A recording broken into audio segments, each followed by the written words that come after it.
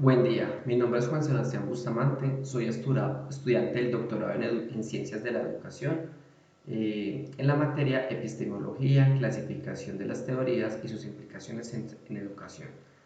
Hoy les voy a hablar sobre las nuevas formas de aprender y de investigar en materia educativa, con base en la bibliografía vista durante el curso y en otra hecha aparte.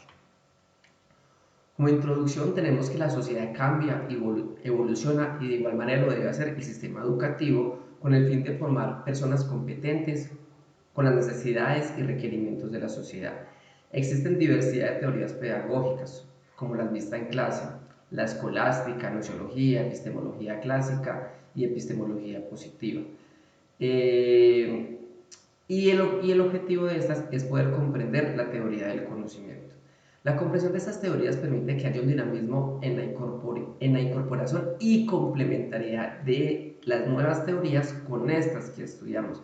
De esta manera, todo el sistema educativo se ve beneficiado, principalmente los estudiantes. Con el fin de lograr esta alineación, se debe desarrollar un currículo innovador, creativo, agradable y que tenga incorporadas las nuevas tecnologías. Vamos entonces a ver un poco de lo que estamos hablando con el tema de eh, las ventajas al incorporar estos proyectos en el aula. Tenemos que antes de iniciar, revisemos qué es la epistemología, que fue un tema básico en nuestro curso. La epistemología ¿qué es la epistemología? Es una doctrina de fundamentos y métodos del conocimiento científico. Tiene una clasificación que es psicología, sociología, lógicas sociales y formales. Y la epistemología pertenece a la filosofía, que a su vez nos ayuda a comprender la ciencia. Y a través de esta comprensión de la ciencia es que se forma el conocimiento científico. Y para lograr este conocimiento científico se basa en tres pilares, que es formular hipótesis, formular predicciones y la experiencia. Ahora revisemos entonces qué es la investigación científica. Entre tantos autores que logramos ver durante el curso, esta fue una que me llamó bastante la atención. La investigación científica es el trabajo creativo y sistemático realizado para aumentar el acervo de conocimientos. Se hace a través de una recopilación de datos, observaciones, etcétera. Después de tener esta recopilación, lo que se hace es organizarlos para después realizar un análisis de toda esta información que se recolectó. Y finalmente, lo que se logra es, con toda esta recopilación, organización, análisis, es aumentar la comprensión de un tema o de un problema que hayamos estado estudiando. Y con esto logramos el fin, que es que la ciencia se construye con la investigación científica. Es decir, que a base de esta investigación científica, recopilar, organizar y analizar la información, es que se logra que aumente el conocimiento de la ciencia. Ahora veamos un poco las diferencias entre la investigación cualitativa y la investigación cuantitativa. La investigación cualitativa permite entender a detalle actitudes y comportamientos del mercado. Genera información verbal, se puede hacer con preguntas abiertas, observación, grupos focales, puede proporcionar una comprensión más profunda del objeto de estudio, mientras la investigación cuantitativa es ideal para descubrir quién, qué, cuándo o dónde. Genera información numérica, se hace por medio de encuestas, proporciona números duros que son útiles para luego tomar decisiones, ya sea a nivel empresarial, a nivel gerencial, a nivel de investigación, bueno, etcétera. Entonces, estas son como las principales diferencias entre la investigación cualitativa y la investigación cuantitativa. Un autor que me llamó bastante la atención y que creo que es importante poderlo comprender para de esta manera incorporar de una manera intrínseca sus teorías en el aula de clase es Karl Popper y su teoría de la falsación, donde estipula que toda teoría es cierta siempre y cuando no sea contradicha por otra. Entonces este dibujo que tengo acá a la derecha me llama bastante la atención porque tenemos que existe la investigación y después de los aportes de Popper se producen como dos materias primas ya pues que se pueden luego utilizar.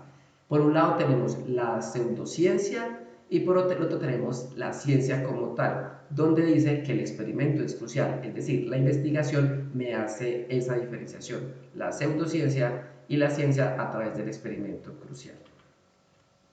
Finalmente, llegamos a cuáles son los proyectos pedagógicos del aula que están causando furor, digámoslo así, actualmente en nuestra sociedad. Es decir, aquellos proyectos pedagógicos que de cierta manera están llegando para quedarse y para hacer que tanto los estudiantes como los docentes puedan adquirir competencias tanto en formación como en las necesidades requeridas por la sociedad. Entonces, ¿qué es un proyecto pedagógico en el aula? Son técnicas que enlazan los procedimientos en la práctica educativa, por medio de los cuales el proceso de enseñanza-aprendizaje se da de manera articulada y el estudiantado logra una mayor comprensión de los temas al verlos adaptados al contexto real.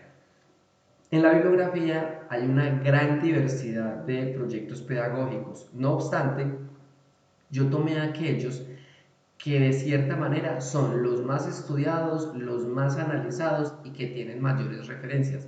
Así como también he visto que en el contexto colombiano se han implementado y tienen algunas observaciones, análisis, recomendaciones, etc.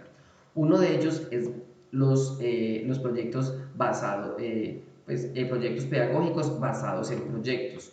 Otro son los proyectos pedagógicos en el aula basados en problemas. También tenemos los proyectos pedagógicos en el aula basados en la realidad aumentada, basados en la realidad virtual y los proyectos pedagógicos en el aula a través de la clase invertida. ¿Cuáles son estos beneficios de estos proyectos pedagógicos en el aula? Traté de recopilar los más importantes también de toda la bibliografía que hay sobre esto. Uno de ellos es la motivación en el estudiantado, se sienten bastante comprometidos, a aumentar pues, y lograr como alcanzar sus objetivos. Se logra una autonomía a través de la realización de proyectos, aprenden a pensar por sí mismos, están mucho más comprometidos, que también lo genera esa autonomía, también va de la mano de la motivación. Otro beneficio es autocrítico, es decir, son críticos de lo que hacen, no solamente de lo que hacen sus compañeros, que es lo que regularmente se hace, sino que ellos revisan lo que han realizado y lo comparan. Hay un intercambio de ideas y colaboración. Es básico este tema de poder compartir ideas entre pares, que se ayudan cuando tienen algunas dudas. Y se logra también una alfabetización mediática e informacional. Cabe aclarar que estos beneficios representan principalmente al estudiantado. Sin embargo, también se generan grandes beneficios para los docentes, dado que se logran todas estas características y algunas más. Como conclusión, tenemos que la epistemología logra permear todo el entorno educativo, incorporando el conocimiento científico, y que de esta manera se logra conocer cómo se realiza una investigación de la ciencia y comprensión del mundo mediante la observación y el razonamiento, donde la metodología se construye con base en un conjunto de métodos sistemáticamente estructurados. El método científico consta de 3 pasos. Primero, observación y recolección de datos. Segundo, formulación y comprobación de las hipótesis. Y tercero, la demostración de estas hipótesis, lo cual favorece la composición investigativa del campo educativo. Los aportes que han surgido a través de toda la historia de la epistemología juegan un papel importante al momento de incorporar proyectos pedagógicos en el aula y por tanto nuestro papel como docentes consta de definir una ruta en la cual tanto los estudiantes como los mismos docentes logren una significación del conocimiento y asimismo una mayor comprensión del mundo que nos rodea, es decir, de su entorno físico en la sociedad. Es relevante que nosotros nos apropiemos de estas metodologías de los proyectos pedagógicos en el aula para lograr una implementación en las aulas de clase, generando una disciplina y conciencia tanto investigativa como analítica. Tenemos acá las referencias bibliográficas y dándole gracias por la atención prestada. Buen día.